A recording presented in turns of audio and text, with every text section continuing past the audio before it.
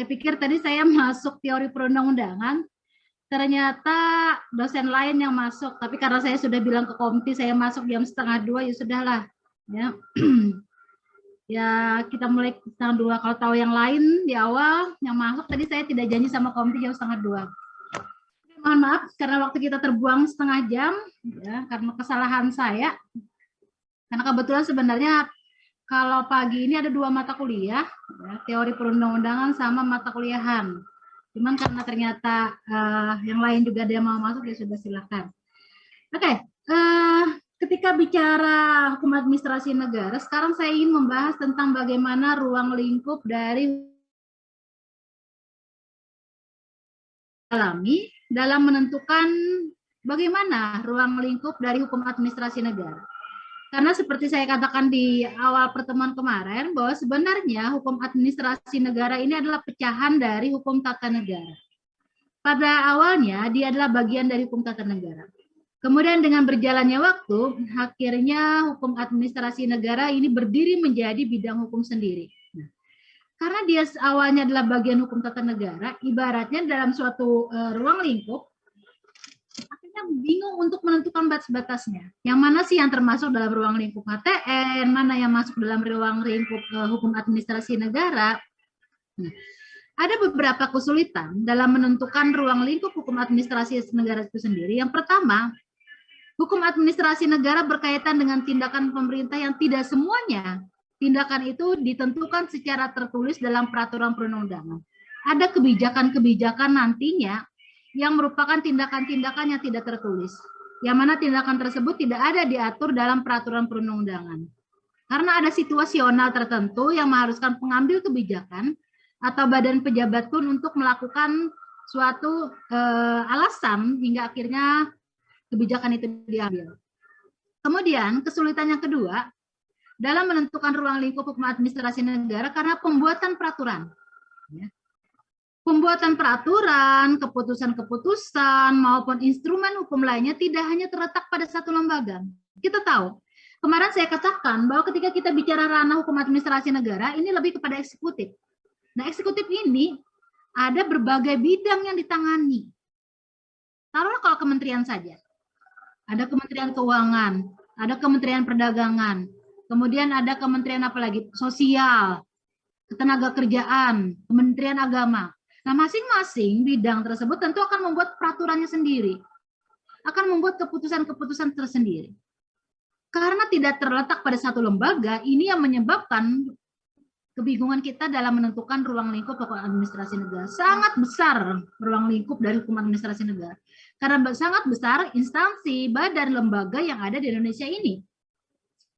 Saya rasa bukan hanya di Indonesia, dalam negara-negara lain juga mengalami kesulitan-kesulitan yang sama, seperti yang dialami oleh Indonesia.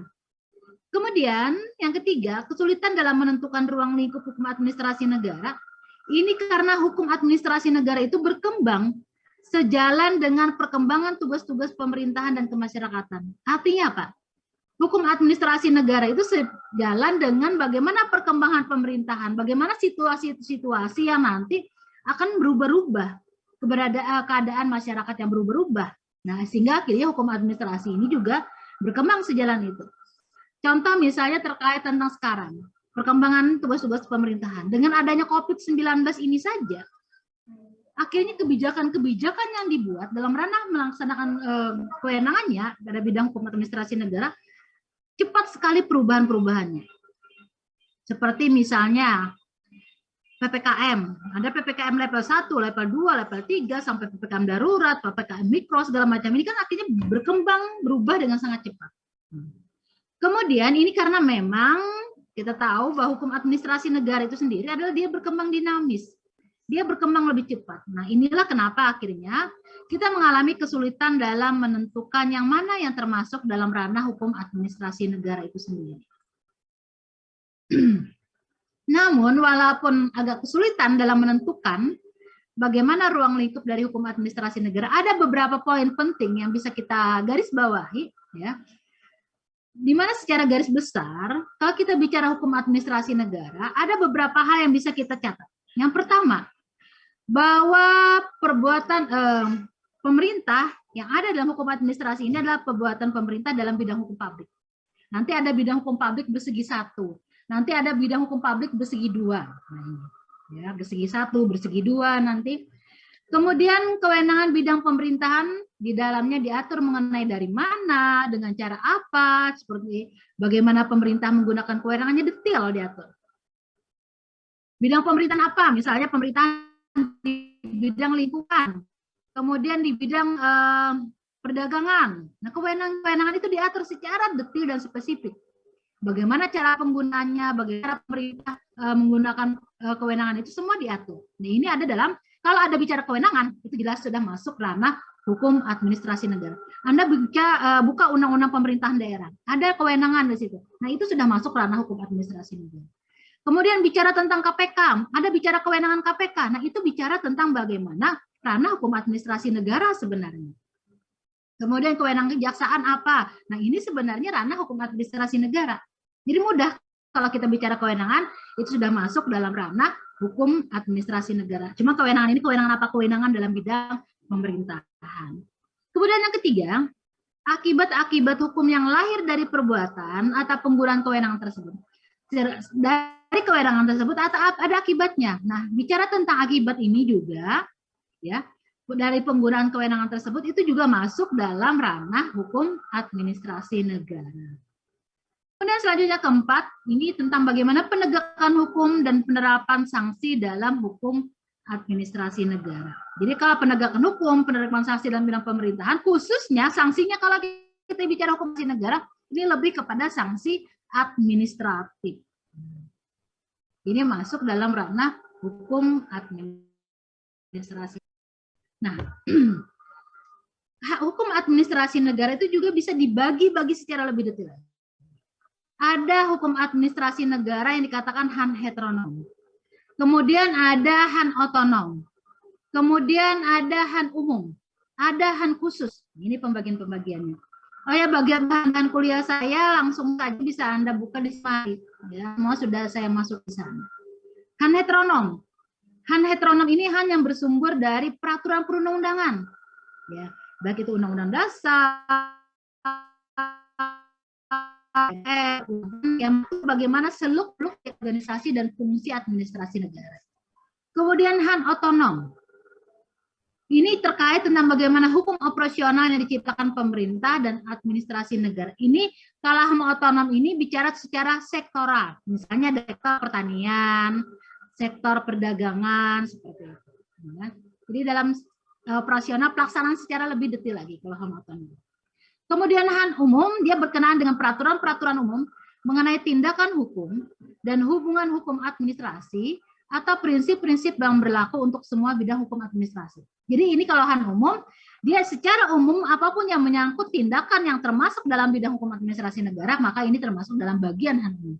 Tapi han khusus ini ada aturan-aturan secara spesifik berkaitan dengan bidang tertentu. Misalnya dalam bidang perdagangan seperti apa, dalam bidang pertanahan seperti apa, dalam bidang perkawinan seperti apa.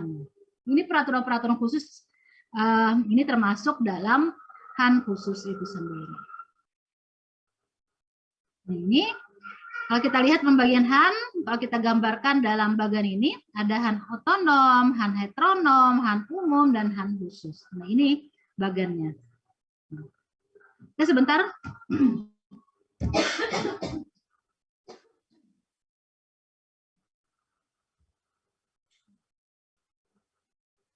Dan lebih terang. Nah, oke.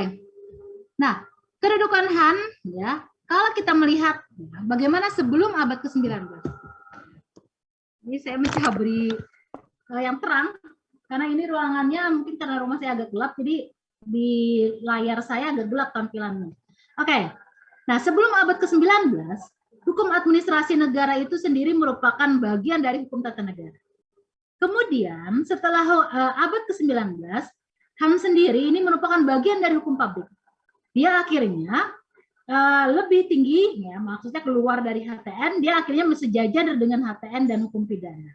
Ini setelah abad ke-19. Nah, ini kalau kita gambarkan bagaimana sebelum abad ke-19, ya, hukum ini hukum publik, ada HTN, di mana HTN ini terdiri HTN dengan hukum administrasi. Kemudian ini hukum publik ini selain HTN ada hukum pidana. Kemudian hukum privat kita tahu ada hukum privat di sini adalah hukum perdagangan. Nah, ini abad ke-19. Kemudian abad ke-19 berubah. Kalau yang lain kan ini dengan sejajar. Kemudian sebagian dari itu tidak ada 3, hukum privat masih tetap data dengan hukum data. Dan yang lucunya sekarang hukum privat ini termasuk khususnya hukum data ini dia semakin berkurang karena sekarang ini pemerintah ini mencampuri segala bidang masyarakat sehingga akhirnya hukum perdata itu privat menjadi berkurang. Justru hukum administrasi negara yang semakin. Lalu apa sih hubungan HTN dengan hukum administrasi negara? Ya.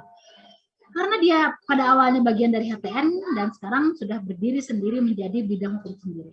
Nah, ini saya mencoba mengutip pendapat dari Cranbrook.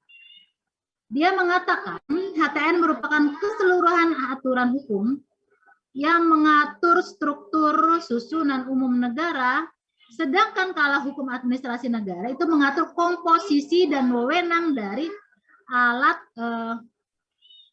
perlengkapan negara. Nah, ini menurut Cranbrook. Ya. Kemudian dapat effecting dalam hal ini ketika bicara tentang bagaimana hubungan dari hukum tata negara dengan hukum administrasi negara, bahwa pada dasarnya yang menjadi objek dari hukum tata negara dan hukum administrasi negara. Jadi sama-sama negara pada awalnya, tetapi berbeda dalam pendekatan antara HTN dengan hukum administrasi negara. Nah, pada HTN, pendekatannya ini terkait tentang bagaimana menyelidiki tentang tatanan negara. Sedangkan kalau kita bicara tentang bagaimana hukum administrasi negara, ini tentang cara bertindaknya alat perlengkapan negara. Ini menurut dua pendapat ya, yang saya kutip mengenai bagaimana hubungan antara hukum administrasi negara dengan hukum tata negara sendiri. Nah, dalam pendapat lain, kemudian saya mencoba mengutip pendapat dari Van Vollenhoven. Sorry, ini Van Vollen, bukan Vollenhoven. Badan pemerintah tanpa HTN akan lumpuh menurutnya. Oleh karena itu, badan ini tidak mempunyai kekuasaan atau kekuasaannya tidak jelas dan badan pemerintahan tanpa HAN akan bebas. Jadi badan pemerintah tanpa HTN dia akan lumpuh, sedangkan badan pemerintah tanpa hukum administrasi negara akan bebas. Jadi artinya apa? Perlu ada keduanya. HTN untuk menguatkan, karena ini bicara tentang bagaimana organ-organnya. Ya. Badan ini tidak mempunyai kekuatan sama sekali kalau tidak ada HTN. Nah, sedangkan kalau tanpa hukum administrasi akan bebas, karena apa? Dia akan bertindak semaunya. Kalau tanpa, karena apa? Bicara HAN ini kan bicara tentang kewenangan. Bagaimana membatasi kewenangan, mengatur kewenangan, penggunaan kewenangan itu dalam dalam hukum administrasi negara. Jadi kalau kewenangan itu tidak diatur dalam HAN, dia akan bebas-bebasnya tanpa ada yang membatasi melalui hukum, terutama hukum administrasi negara. Selanjutnya, ini pendapat A.M. Donner. A.M. Donner mengatakan melalui ajaran Dwi Praja mengatakan bahwa HTN itu menetapkan tugas, sedangkan HAN melaksanakan apa yang telah ditentukan oleh HTN. Artinya apa? HTN itu tugas-tugasnya ada di HTN. Bagaimana pelaksanaannya di lapangan terkait dengan kewenangan itu ada pada hukum tata negara. Ini akhirnya kita coba spesifik lagi, membedakan bagaimana kajian HTN, yang mana kajian hukum administrasi negara. Oke, ketika kita bicara tentang bagaimana kajian HTN, kajian HTN ini bicara tentang bagaimana jabatan-jabatan apa yang ada di dalam susunan suatu negara. Itu kajian HTN. Siapakah yang mengadakan jabatan-jabatan itu merupakan kajian HTN. Bagaimana jabatan-jabatan itu ditempati oleh pejabat, misalnya melalui pemilihan umum, melalui penunjukan langsung. Nah, itu semua ada dalam hukum tata negara. Ya. Jabatan presiden, misalnya, jabatan legislatif, misalnya. Nah, itu ada dalam HTN. Bagaimana pengisiannya? Oh, melalui legislatif, misalnya. Melalui pemilihan umum, misalnya. Legislatif juga seperti itu, misalnya. Nah, ini ada dalam HTN. Apa sih fungsi jabatan itu? Nah, ini ada dalam kajian hukum tata negara. Kemudian apa yang menjadi kekuasaan hukum dari jabatan tersebut? Bagaimana hubungan antara masing-masing jabatan? Kemudian batas-batas mana organisasi jabatan itu dapat melaksanakan tugasnya. Ini merupakan kajian dari hukum tata negara. Lalu kajian Han sendiri, dia mengkaji mengenai mengenai hubungan hukum antar alat perlengkapan negara. Mengkaji mengenai hubungan hukum antara alat perlengkapan negara dengan pribadi atau badan hukum. Jadi hubungan antar alat perlengkapan negara itu sendiri seperti apa, mengenai alat perlengkapan negara dengan pribadi atau masyarakat itu seperti apa. Ini masuk dalam kajian hukum administrasi negara. Nah, ini sumber, ya. Kemudian selanjutnya kita akan membahas tentang bagaimana sumber-sumber dari hukum administrasi negara.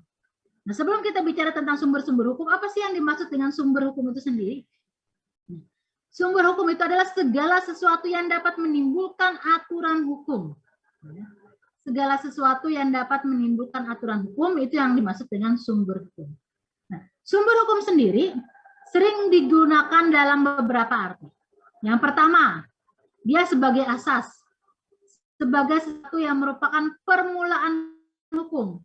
Kemudian sumber hukum dapat dikatakan sebagai menunjukkan hukum yang terdahulu, yang memberi bahan-bahan pada hukum yang sekarang berlaku. Kemudian yang ketiga, dia sebagai sumber berlakunya yang memberi kekuatan berlaku secara program hukum. Kemudian dalam pengertian lain, sumber hukum dikatakan sebagai sumber dari mana kita dapat mengenal hukum. Baik itu dokumen, undang-undang, dan sebagainya. Itu sumber hukum. Kemudian dalam pengertian lain juga ada yang mengartikan sumber hukum itu sebagai sumber terjadinya hukum. Sumber yang menimbulkan hukum. Ya. Karena memang ada banyak sekali pengertian yang diberikan oleh Pak terkait tentang apa itu sumber hukum. Ini ada beberapa pengertian yang saya coba rangkum di sini. Nah, ada berbagai macam sumber hukum. Yang ada sumber hukum materi. Yang kedua ada sumber hukum formil. Sumber hukum materi sendiri adalah faktor-faktor yang mempengaruhi bagaimana materi, bagaimana atau isi substansi dari aturan hukum. Apa sumber kekuatan hingga hukum mengikat atau dipatuhi oleh hukum, dipatuhi oleh manusia, sorry. Jadi ini bicara tentang substansinya, isinya, materinya yang diatur dari hukum, sehingga dia menjadi memiliki kekuatan dan itu mengikat atau dipatuhi oleh masyarakat. Ini sumber hukum. Sekian. Sumber hukum secara formil. Sumber secara formil berbagai bentuk aturan hukum yang ada. Ini untuk menjawab di mana dapat hukum yang mengatur kehidupan. Kita bicara sumber hukum formil kita sekarang ini ada dalam Undang-Undang Nomor 12 Tahun 2011. Di mana Undang-Undang Nomor 12 Tahun 2011 itu tentang pembentukan peraturan perundang-undangan. Nah, ini yang menjadi sumber hukum formil kita. Nah, ini sumber hukum materi ini adalah faktor-faktor yang mempengaruhi materi atau isi suatu hukum. Nah, sumber-sumber hukum material ini yang pertama itu adalah sumber hukum historis, sejarahnya. Dia mempunyai dua arti. Yang pertama, sebagai sumber pengenalan atau tempat menemukan hukum pada saat tertentu, atau sumber di mana pembuat hukum mengambil bahan-bahan hukum. Jadi secara historis di mana dia mengambil. Nah, yang kedua, sumber hukum secara historis ini adalah meliputi sistem hukum masa lalu yang pernah berlaku. Nah, ini yang dimaksud dengan sumber hukum secara historis.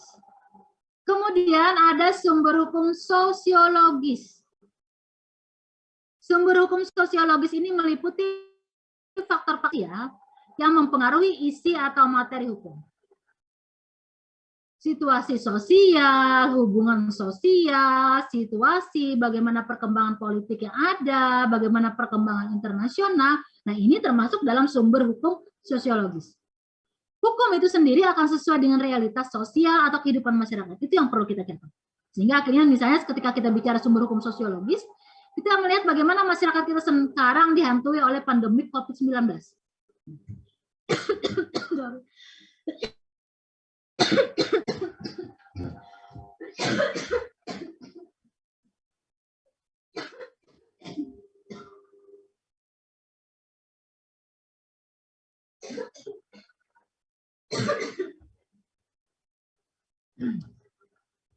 Saya ini tidak Padahal sudah negatif, tapi selama sudah setengah bulan ya negatif itu, sudah 10 hari sorry. Tanggal 19 saya negatif, tapi sampai sekarang saya bingung masih kerongkongan ini masih gatal. Makanya saya membatasi bicara yang panjang-panjang biasanya. Ya paling ngajar saya 1 jam. Apakah ini istilahnya long covid atau apa saya tidak paham. Ya, masih aja batuk malam terutama. Karena malam suasananya cukup suhunya kan dingin. Oke. Nah, seperti pandemi COVID-19 sekarang. Di mana aturan-aturannya tentu menyesuaikan dengan kondisi keadaan masyarakat kita sekarang. Nah, ini yang dimaksud dengan sumber hukum sosiologis. Ya. Hukum akan sesuai dengan realitas sosial atau kehidupan masyarakat. Kenapa sekarang aturannya seperti sekarang ini? Ya, kita dibatasi pergerakannya. Kemudian kuliah juga sosial, kehidupan masyarakat. Ya, kemarin kita sendiri seminggu awal ya, yang semester 4 ya, sama semester atas 6 kuliahnya tatap muka. Tapi ternyata banyak yang kena. Ya, ada mahasiswa juga curhat, ada dosennya yang batuk-batuk tiba-tiba karena dia jadi kompinya, dia yang tertular. Dosennya juga cerita ada mahasiswa yang batuk-batuk tapi tetap kuliah akhirnya tertular. Banyak kemarin ya. Makanya saya tidak tahu apakah nanti setelah tanggal 12 diperpanjang lagi. Kalau saya sendiri sebenarnya saya agak-agak saya 2 kali pernah mengalami COVID ini, saya agak-agak trauma ya. Dulu awal-awal COVID tahun 2020 saya mengalaminya, saya tidak tahu ini batuk atau apa, tapi kondisi tubuh beda. Cuma waktu itu kan tidak ada PCR, belum familiar lagi antigen segala macam. Bahkan mengerikan awal-awal, kan di karantina, dijemput pakai mobil ambulan apa. Makanya dulu saya lebih banyak diam, ya takut kemana-mana. Ya, sekali keluarga kami satu keluarga serumahan kena. Anak saya waktu itu masih umur 5 bulan, kena juga karena tertular dari saya. Kemudian yang baru-baru ini juga. Makanya saya agak-agak takut dulu, ya kalau kuliah tatap muka jujur saja. Karena saya mengalami bagaimana pusingnya, demamnya, sakitnya, apalagi serumahan. Saya seterusnya kalau saya sakit sendiri tidak apa-apa. Anak saya 3 orang juga kena, ya. Nah, ini yang membuat saya agak-agak ya masih takut beraktivitas secara lebih leluasa. Cuma kalau tidak beraktivitas di luar juga kan tidak memungkinkan karena memang kita harus juga menjalin hubungan dan beraktivitas di luar rumah. Tapi memang dibatasi. Oke, kembali lagi. Bagaimana sumber hukum filosofis? Nah, ini filosofis nilai-nilainya. Nah, ada 2 yang menjadi arti dari sumber hukum filosofis ini. Yang pertama, sebagai sumber untuk hukum yang adil. Kemudian sebagai sumber untuk mentaati kewajiban terhadap hukum. Nah, ini secara filosofis. Secara filosofis kita bicara hukum itu harus adil pada semua orang, harus mentaati, harus ditaati, ada kewajiban-kewajiban seperti itu. Ini secara filosofis. Nah, kalau kita bicara bagaimana sumber hukum secara formil, ini berbentuk aturan hukum yang ada. Tempat atau sumber dari mana peraturan memperoleh kekuatan hukum. Dia meliputi peraturan perundang-undangan, praktek administrasi negara, jurisprudensi, dan juga doktrin. Nah, ini ada 4. Yang pertama, peraturan perundang-undangan. Yang kedua, praktek yang dilakukan, yang sering dilakukan secara berulang oleh badan atau pejabatun atau administrasi negara. Kemudian jurisprudensi, dan yang keempat, doktrin. Ada 4 di sini sumber hukum formal.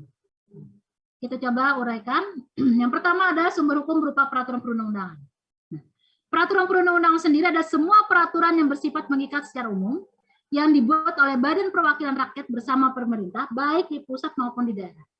Serta semua keputusan badan atau pejabatun, baik di pusat maupun di daerah, yang mengikat secara umum. Ini kalau kita lihat dalam pasal 1 angka 2, Undang-Undang nomor 5 tahun 86, junto Undang-Undang nomor 9 tahun 2004, dan perubahan kedua ini nomor 51 tahun 2009. Ini dimaksud dengan peraturan perundang-undangan. Nah, ya, undang-undangnya merupakan sumber hukum yang paling penting. Karena apa, undang-undang ini dibuat oleh lembaga legislatif bersama eksekutif. Di atasnya sebenarnya masih ada undang-undang dasar, tata MPR, sampai pada undang-undang. Nah, pengejawantahan kristalisasi dari aspirasi rakyat yang diformalkan dan dengan undang-undang pemerintah mendapat wewenang utama atau atributif untuk melakukan tindakan hukum tertentu. Nah, ini kalau kita lihat hierarkinya dari peraturan sebelumnya ada TAP MPRS nomor 19 tahun 1966. Ini hierarkinya perlu Anda lihat, ingat. Yang pertama Undang-Undang Dasar 1945. Ini sorry saya tambah. Ini nanti undang-undang mana ini? Ini Undang-Undang Dasar tahun 1945.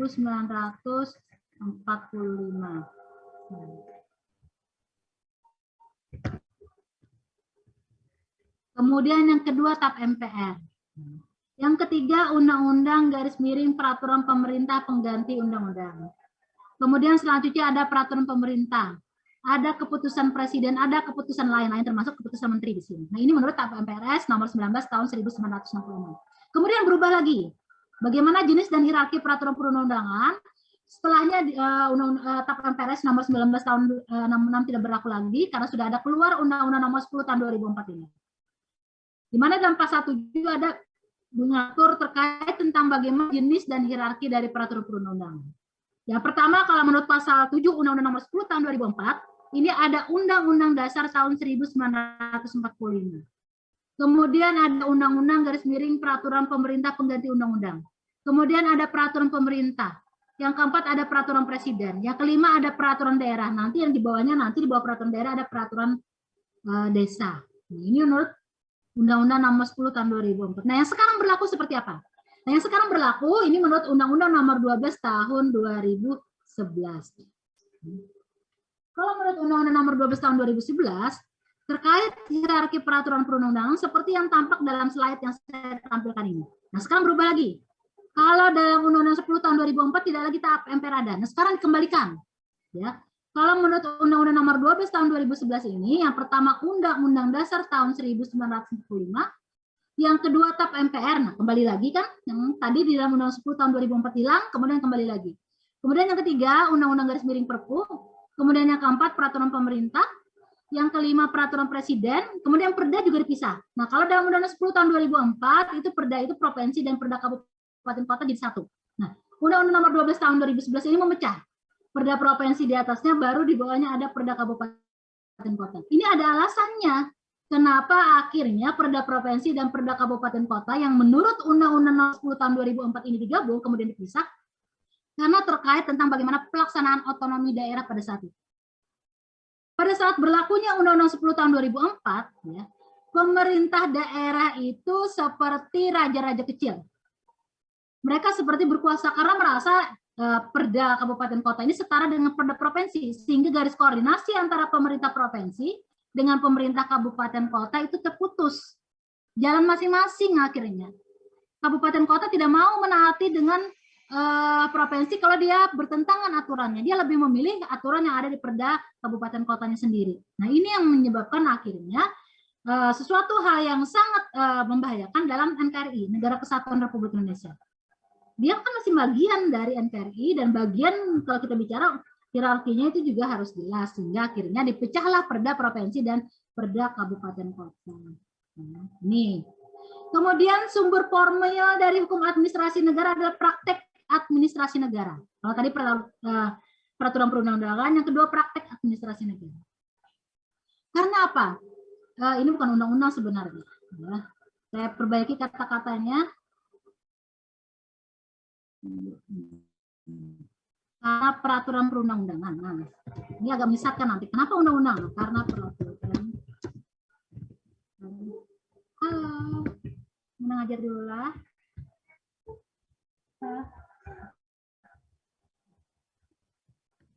Saya coba nanti agak menyesatkan. Ini kesalahan saya. Nah, itu pasti suatu salah. Tapi karena dosennya salah. Nah, ini praktek administrasi negara. Karena selama ini peraturan perundang-undangan tidak akan pernah lengkap. Namanya kan kita akan bicara hukum administrasi negara itu dia bergerak secara tadi dinamis.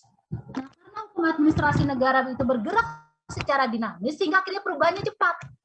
Nah, sedangkan peraturan perundang-undangan ini terkadang dia tidak bisa atau lambat ya mengikuti perkembangan masyarakat sehingga akhirnya peraturan perundang-undangan tertulis yang ini mempunyai kelemahan, jangkauannya terbatas, dan mudah ketinggalan dari perkembangan perubahan masyarakat yang cepat, sehingga akhirnya administrasi negara dapat penting dalam rangka pelayanan masyarakat. Sekalipun belum ada peraturannya dalam undang-undang, ini bicara tentang bagaimana konvensi. Nah, konvensi itu jika dilakukan secara teratur dan keberatan atau banding, maka dia menjadi kebiasaan. Ya, dia menjadi praktek di dalam administrasi negara. Seperti misalnya penyampaian pertanggungjawaban presiden setiap tanggal 16 Agustus. Nah, itu kan dilakukan secara berulang-ulang. Nah, karena dilakukan berulang-ulang, tidak ada yang keberatan, tidak ada yang banding, akhirnya itu menjadi praktek yang dibenarkan dalam administrasi negara. Ini kalau dilakukan satu tanpa ada keberatan, tanpa ada banding, ini maka dia akan menjadi bagian dari jurisprudensi. Nah, selanjutnya yang ketiga, yang termasuk sumber formil dari hukum administrasi negara adalah jurisprudensi. Jurisprudensi ini sendiri pengadilan yang disusun secara sistematik. Ya. Putusan secara sistematik, ajaran hukum yang tersusun dan dalam pengadilan, putusan pengadilan yang telah mempunyai kekuatan hukum tetap dan dijadikan landasan hukum. Ini yang dimaksud dengan administrasi negara itu adalah doktrin, pendapat dari para pakar, ajaran hukum atau sarjana hukum. Dia memiliki posisi strategis di dalam hukum administrasi negara karena apa? Nah, karena apa? Karena dia menjadi sumber inspirasi bagi pembentuk undang-undang dan dapat mendorong timbulnya kaidah-kaidah di dalam hukum administrasi negara. Nah, kemudian selanjutnya nanti kita bicara tentang bagaimana asas dalam hukum. Ya, asas dalam hukum administrasi negara yang pertama adalah asas legalitas. Asas larangan determinant de favour. Kemudian asas larangan excess de favour. Keempat adalah asas persamaan. Yang kelima asas pemberian sanksi dan terakhir adalah asas preservation. Yang pertama kita bahas adalah asas legalitas. Setiap tindakan pemerintah harus berdasarkan peraturan perundang-undangan atau berdasarkan kewenangan yang dimiliki. Wewenang atau dengan kata lain disebut dengan authority adalah kekuasaan yang dinormakan. Ini membedakan bagaimana wewenang dengan kekuasaan. Kekuasaan yang dinormakan artinya diatur dalam peraturan perundang-undangan. Nah, penerapan asas legalitas ini diterapkan secara ketat. Hanya dalam hukum administrasi atau hukum pidana ini terkait tentang analog, surut, eksplisit itu. Ini misalnya tidak boleh berlaku surut, tidak boleh melakukan analogi. Nah, ini contohnya di dalam asas legalitas yang ada di dalam bidang hukum administrasi negara. Kemudian penerapan asas legalitas ada juga yang diterapkan secara longgar, yang tidak fundamental. Tapi ini di luar hukum pidana. Ya, itu harus diingat. Kemudian penerapan asas legalitas itu sendiri harus diatur dalam peraturan perundang-undangan. Kemudian tidak boleh ada penafsiran atau analog. Kemudian tidak boleh berlaku.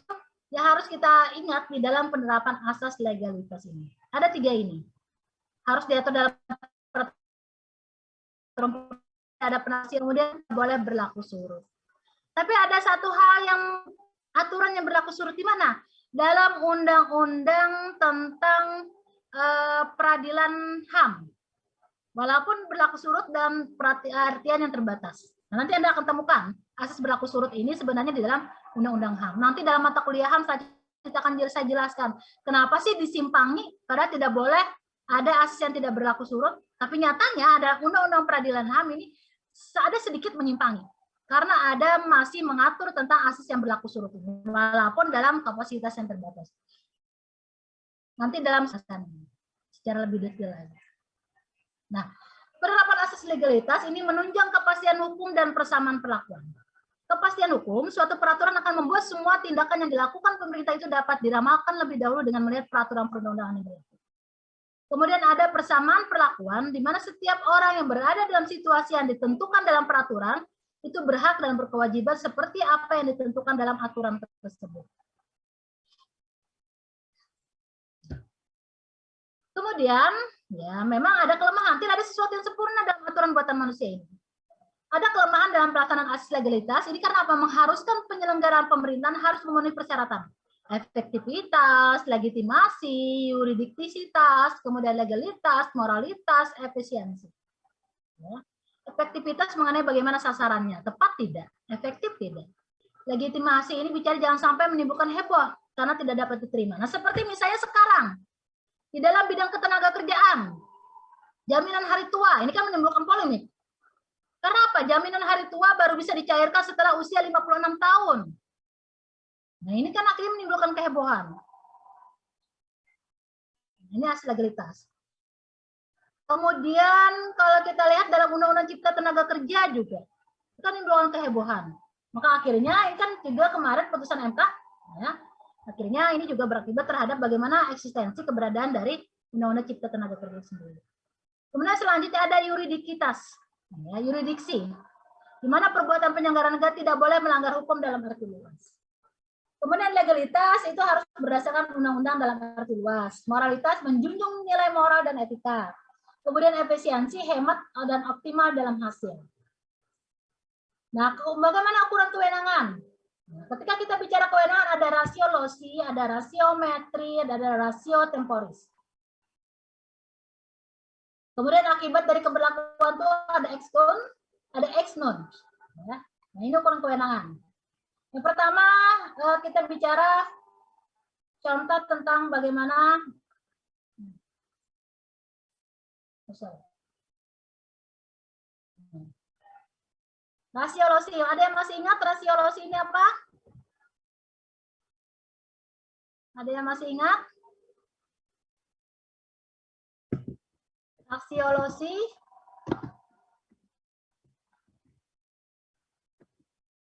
Apa ada yang masih ingat tidak?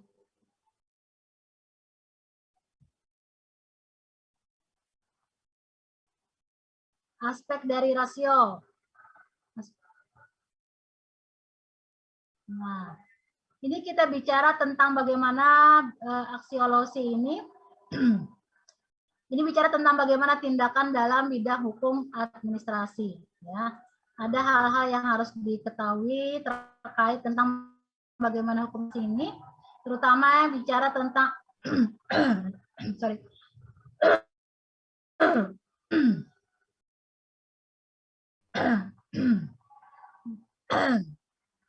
Sorry, ini ya seakan-akan apalah di dalam tenggorokan ini ada yang ada biar kasarnya seperti itu sehingga akhirnya suara ini agak seperti ya agak-agak hilang atau apa ya. Padahal baru setengah jam saya bicara ya. Tapi ini sudah terasa.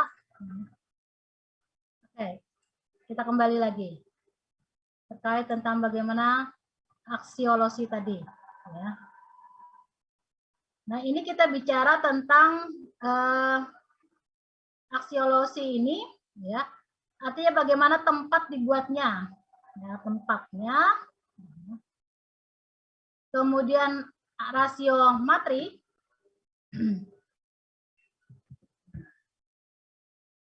Ada aksiolosi, ada aksiomatri ya. Aksiomatri ini ya terkait materinya ya.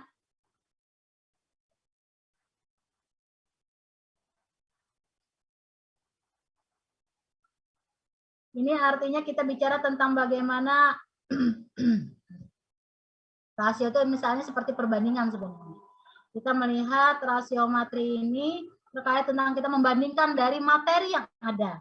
Kemudian selanjutnya ada rasio temporis. Ini waktunya. Kemudian selanjutnya yang kedua, ya, langsung saja. Tadi adalah excess de voir. Ini bicara tentang bagaimana kompetensi. Ada kompetensi absolut, ada kompetensi relatif. Ya. Kompetensi absolut ini ada melengkapi 4. Kita tahu ada 4 lingkungan peradilan, peradilan agama, peradilan militer, peradilan umum, peradilan tata usaha negara. Nah, ini selanjutnya ada kompetensi relatif. Ini kalau kita lihat kompetensi relatif. Ada masing-masing, ya, absolut ini masing-masing dari 4 kompetensi lingkungan peradilan itu dia harus sesuai dengan kompetensi yang dimiliki oleh lingkungan peradilan itu sendiri. Ini kemudian relatif, ini contoh dari peradilan tata usaha negara. Ini kita bicara bagaimana penerapan sanksinya. Ya.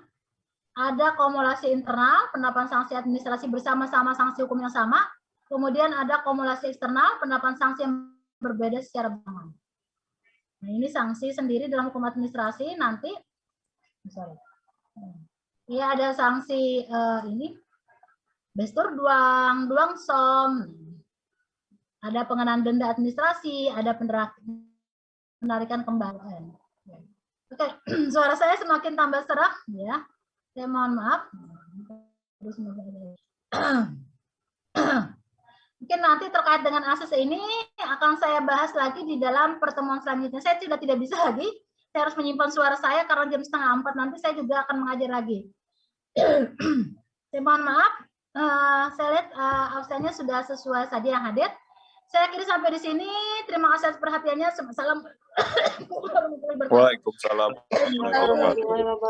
Sehat-sehat, Bu. Waalaikumsalam. Warahmatullahi wabarakatuh. Sehat-sehat, Bu. Terima kasih. Sehat, Bu.